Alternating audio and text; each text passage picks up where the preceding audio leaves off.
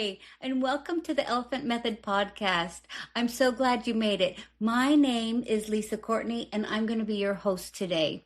My guest is Laurie Deviscourt from France, and she is going to share with us about her battle against anorexia, as well as her new career as a massage therapist, and what it's like living in France but traveling to work in Switzerland. So let's go ahead and get this episode started.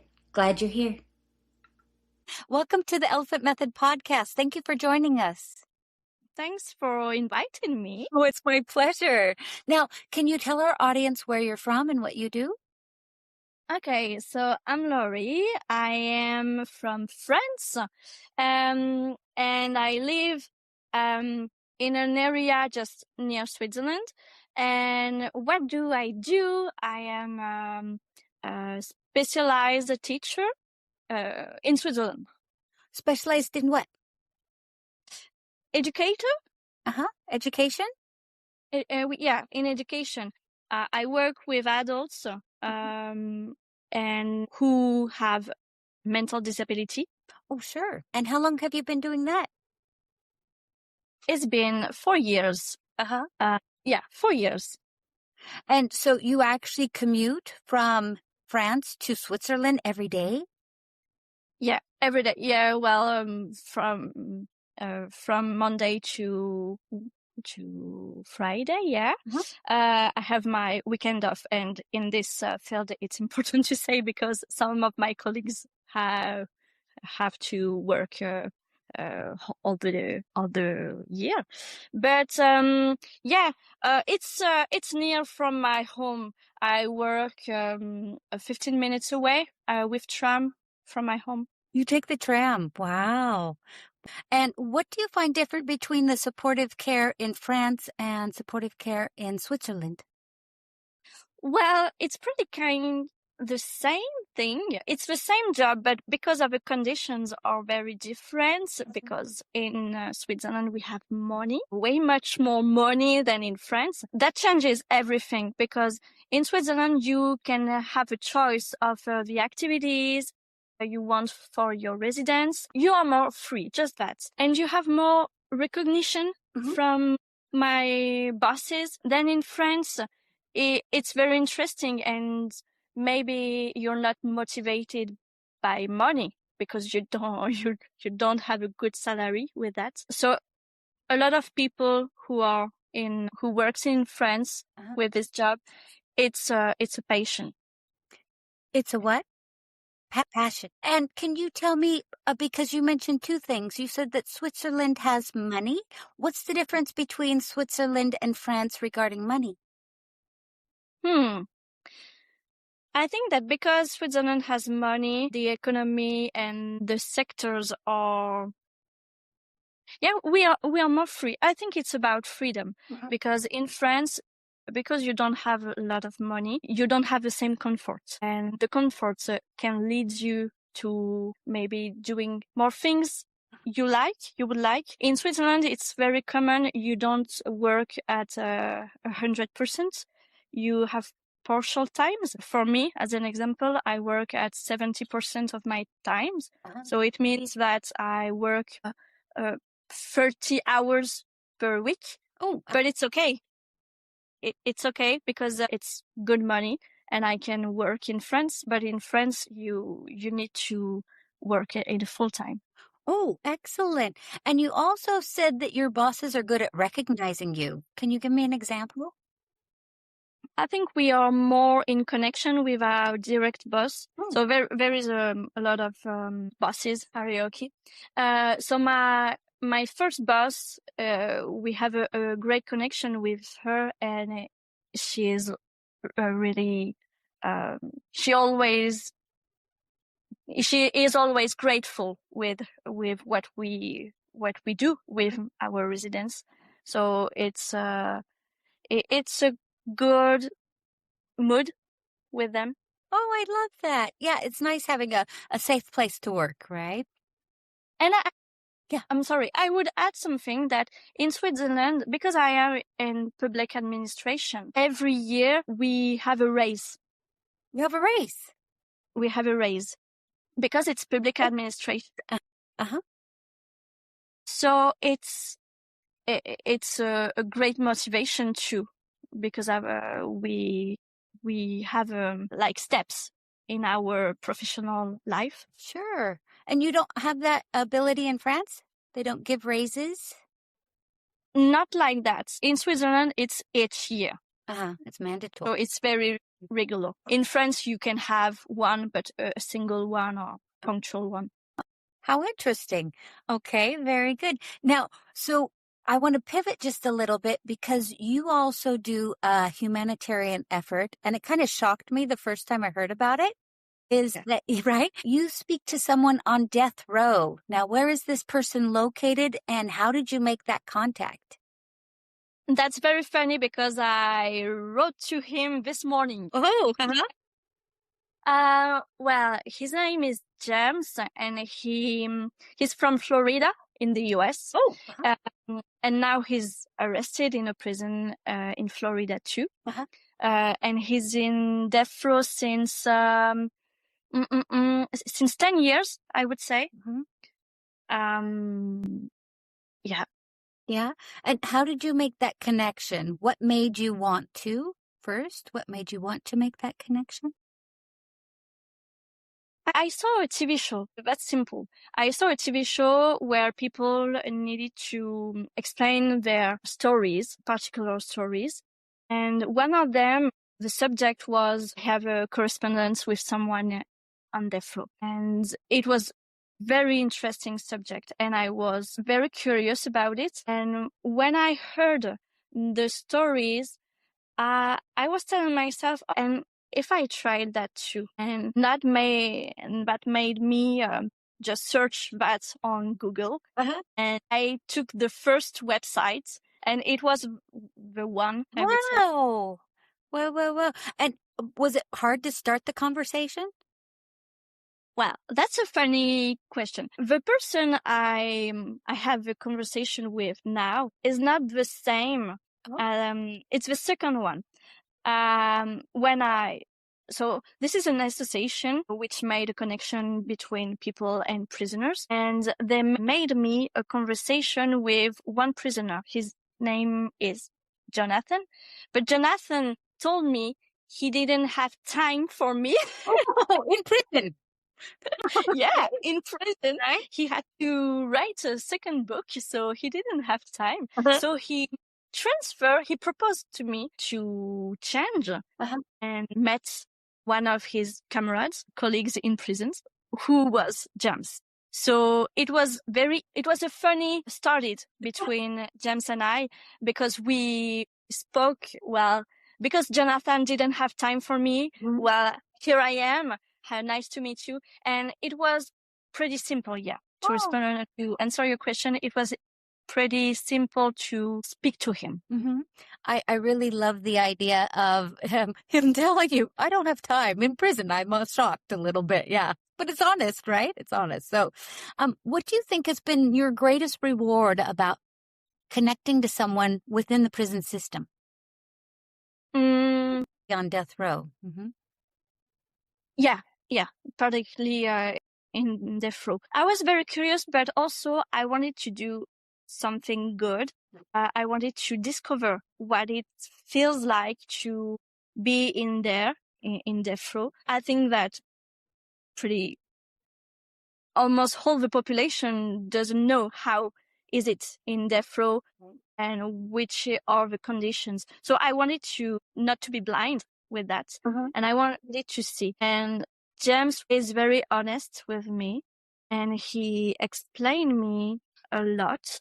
Very interesting. And I think that the greatest thing for me is that I try to give him positivity and something light.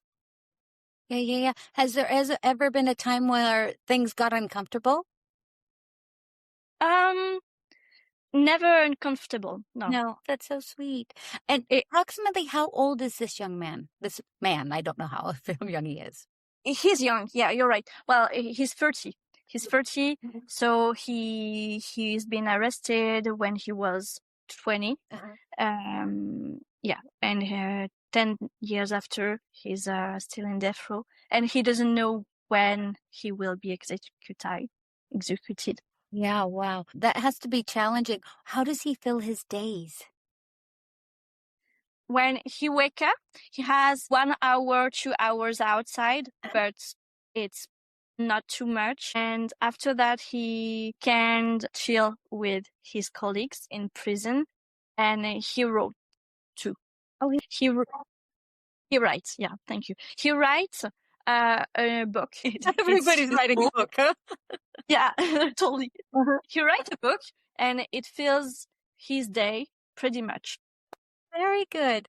Okay, well, let's pivot a little because you recently started something new within the past couple of months. Maybe it's been 3. How long has it been? In September, last September. It's a lot longer than what I thought. So you recently took up massage, right? And you are becoming certified to be a masseuse. How did that get started?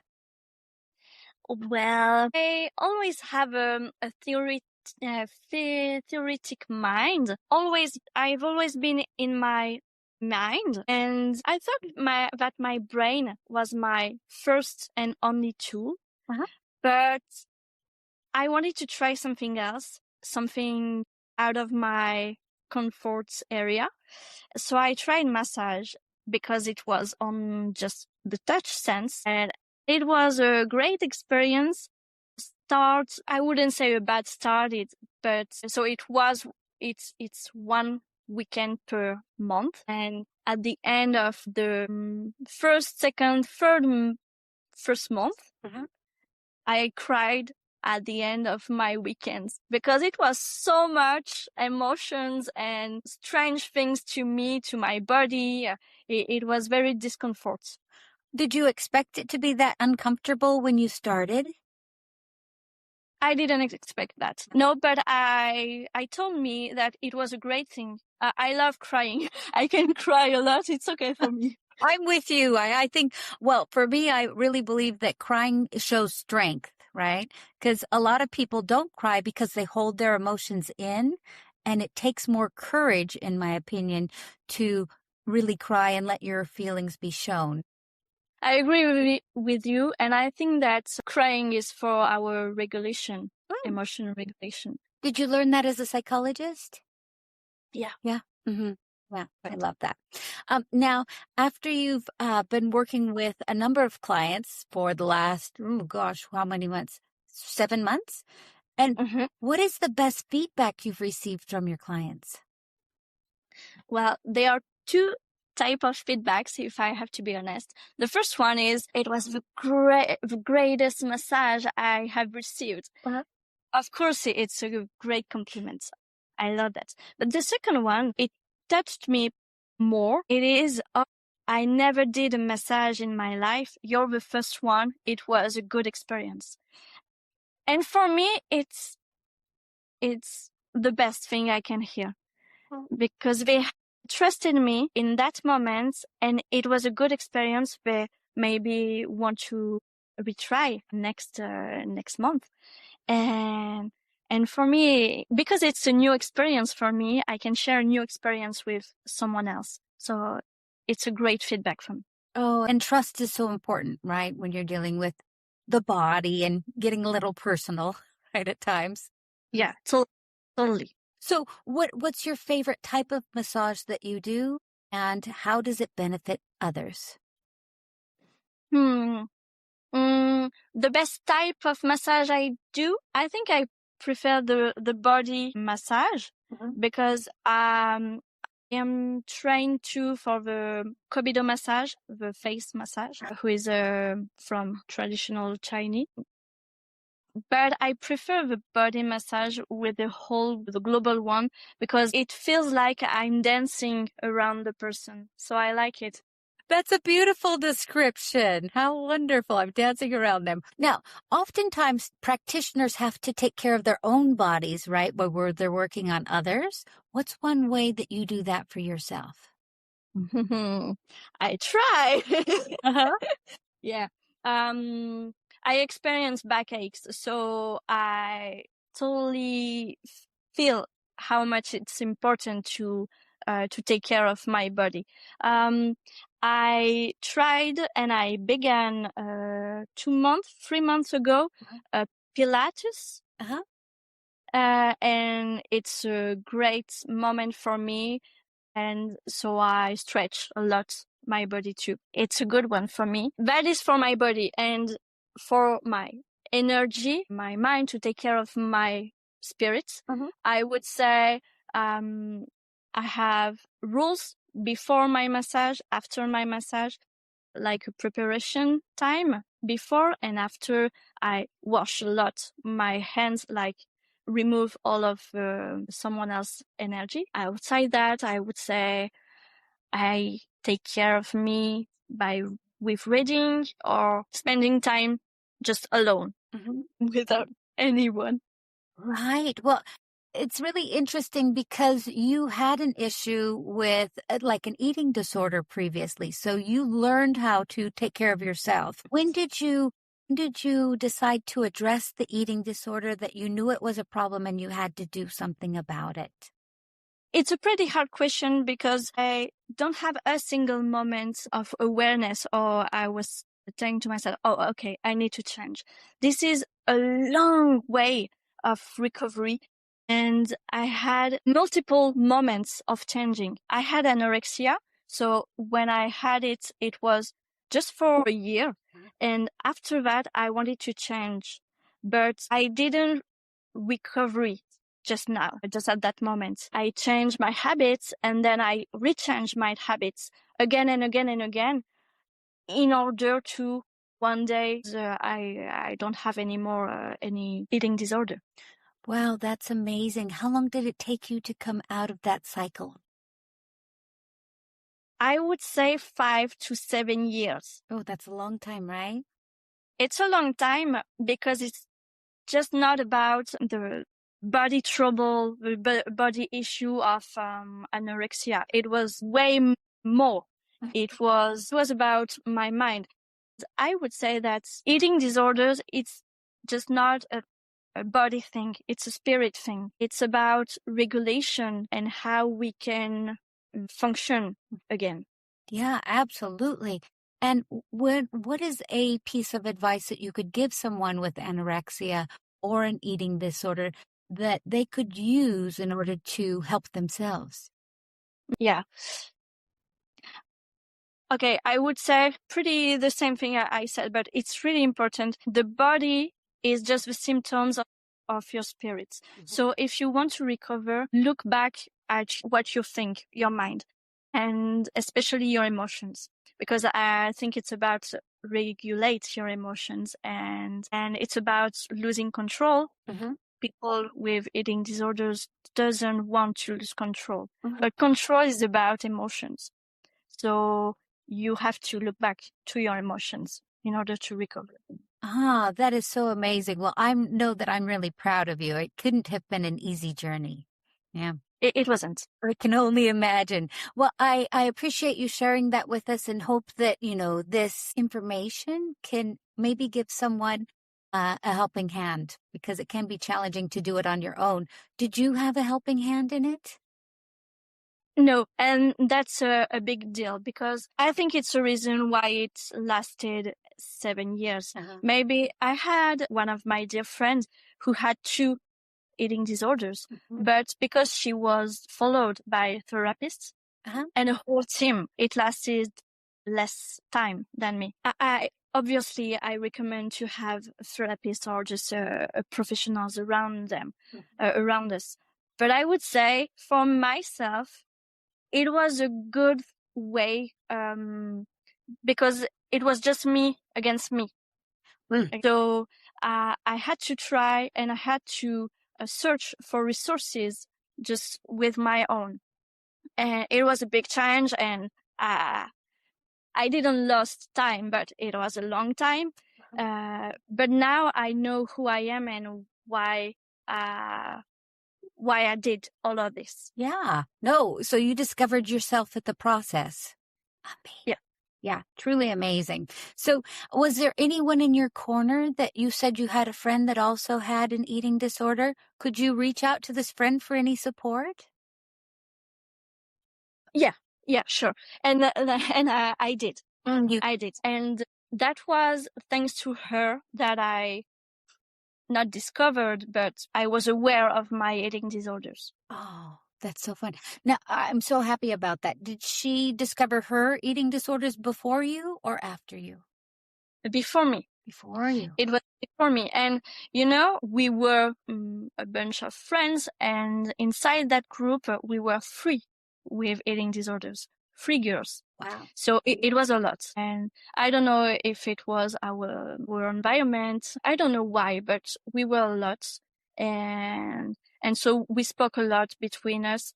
And I remember that friend told me, you need to go to see, you need to see a doctor. You need to do something. But it's pretty hard, even for people who understand you, because it's an individual battle. Absolutely. Absolutely. What is one contributing factor to maybe your shared experience with your friends? What was one contributing factor to your eating disorder? I didn't understand. Sure, no worries. So what I'm asking is what's one cause that you kind of tied all of your eating disorders to that was a central reason? Well, that's a great question. I didn't thought about that since now. No? Until now, sorry. I don't think there is an only reason. For me, it was about the pressure. Yeah, maybe it was the pressure. Because we were with a good education, with close parents and close family around us. And so I think there were a lot of pressure, even if our families don't put the pressure, but we felt that. Yeah. And I think that it doesn't help. Yeah. Okay, very good. Just in case some other people are kind of going, do I have it? Do I not have it? Right? Kind of give them a heads up. I do also want to change subjects one more time because you had shared with me that you were once at a round table with native and non-native English speakers alike. And I would say that you felt small at that point. Could you tell me about that experience or share with our listeners? Yeah, sure. So I visited a friend in Brussels, in Belgium, and she is an English native speaker. So she speaks 3 languages. Wow. English, German, and French.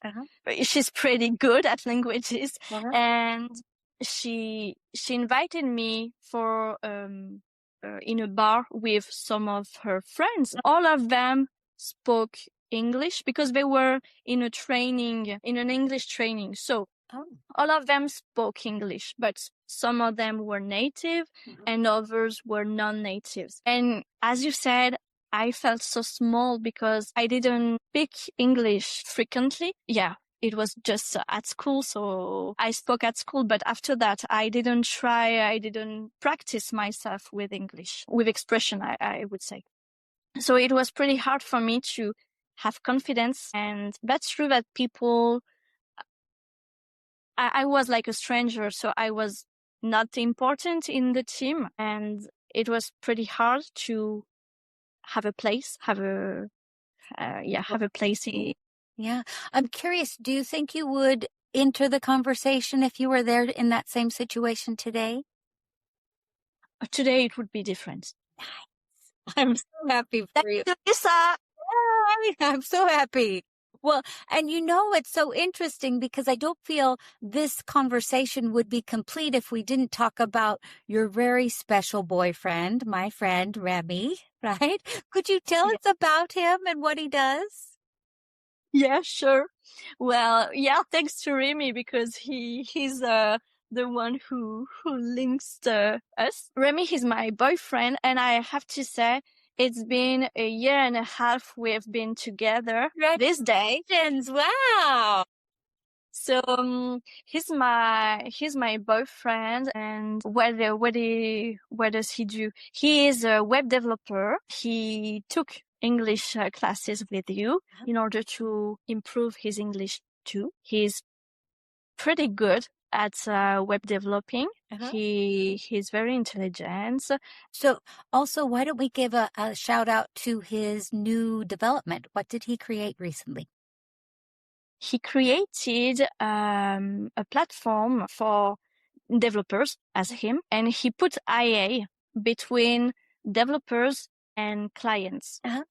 So he proposed for developers to have clients, but as he said, in that field, developers don't want human in front of them. I'm a social girl, so I don't understand that, but me either. Me either. Totally. And what's the name of the platform? It's AI is my employer. AI is my employer. And the acronym is AIME,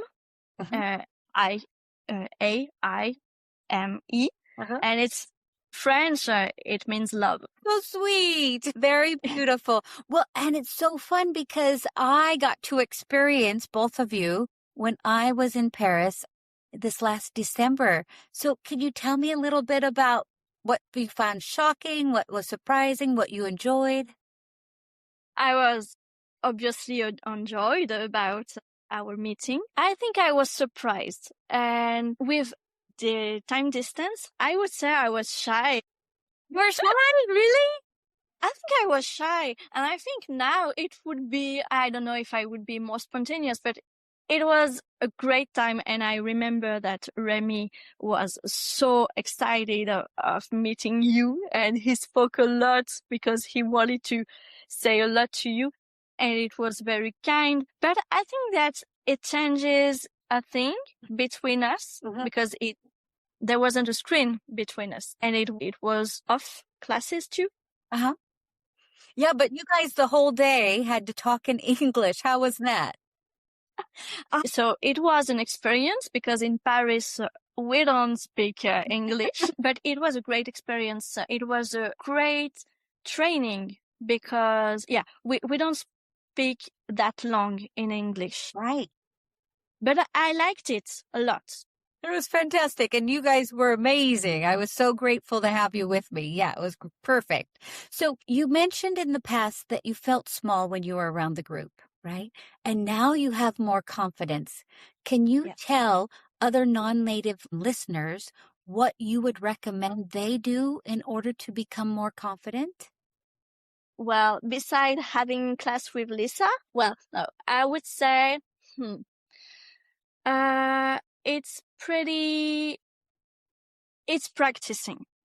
It's just practice, because I felt small, and in some ways I always feel small in other situation, in spontaneous situations. But now, and I'm so glad of it, I am more fluent because I practiced with you since a year. So for a year. So I think actions is the best thing in order to be more confident. Right. Well, I know I'm really proud of you, and I think that you express yourself well. So it's really lovely to have you on the podcast, and I'm so grateful for your time and your beautiful smiley face. So makes me very happy every time. Thank you. It was an honor for me. Big privilege to be here. That's fantastic. Okay. Well, again, I just want to thank you for coming on the Elephant Method podcast, and I hope you have a wonderful rest of the day. Bye. Thank you. Bye-bye.